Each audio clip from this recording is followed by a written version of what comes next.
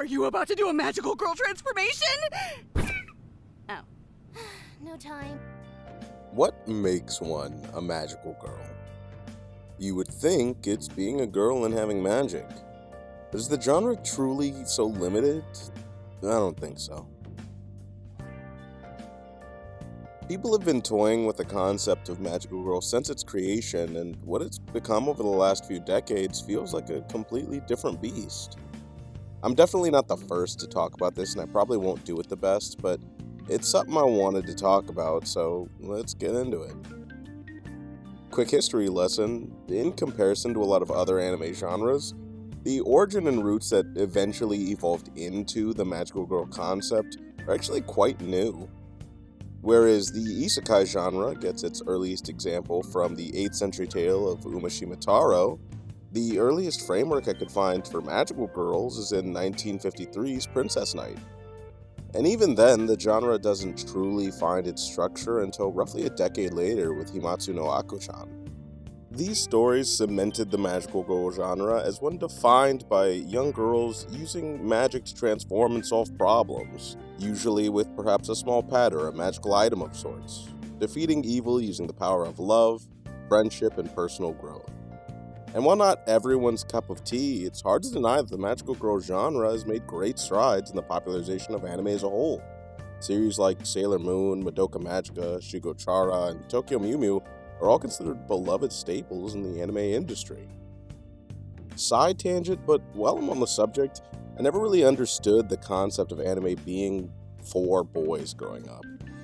Like, yeah, we had Dragon Ball Z and Naruto, and the rest of the big three for that matter, and all these shows marketed towards boys, but there's no end of the amount of anime specifically targeted towards girls and young women. To imply that anime as a whole was specifically for one group always seemed, lazy to me.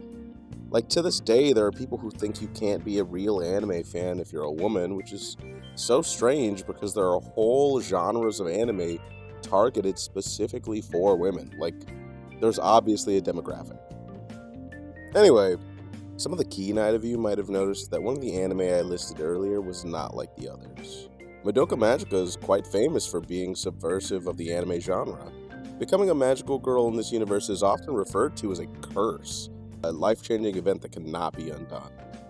The abilities they gain are based off a single wish they made, ultimately making their powers that of greed and self-centeredness, and eventually every magical girl within Madoka Magica can look forward to the same fate. And it's not a good one. Madoka Magica is not the first anime to change up the formula for magical girls, but it's one of the most popular. And it opened up the floodgates for what stories about magical girls could truly be.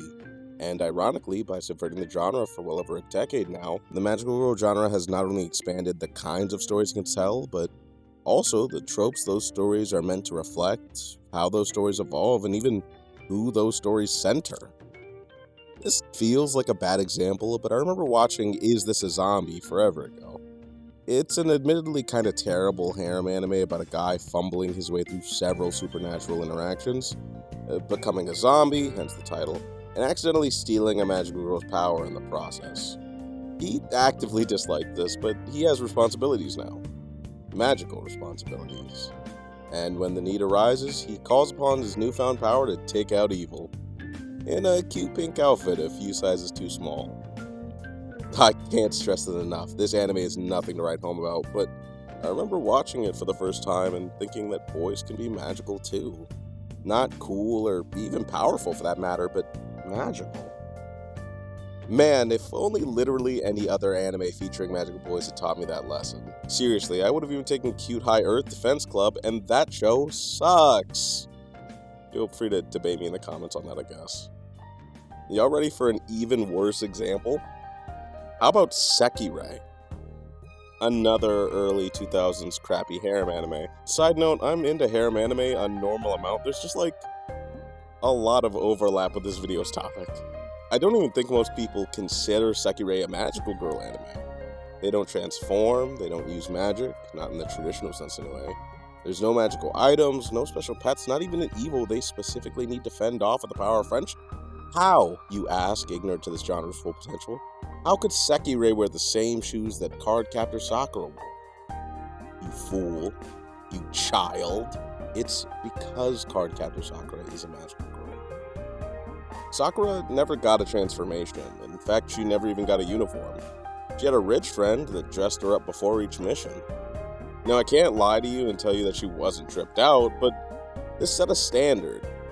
And as if reaching out and taking the despair from their hearts, she led the way for countless others to become magical girls. Take a step back from the transformation itself and ask yourself, why do magical girls transform? Like, what is the purpose of the transformation seen narratively? I personally think it can be seen as an exertion of will. The transformation is symbolic of these young women finding something they want to fight for so hard they're willing to change and go beyond themselves. You may find yourself thinking that because Sakura doesn't have a magical girl transformation, she doesn't have that exertion of willpower. And you'd be wrong.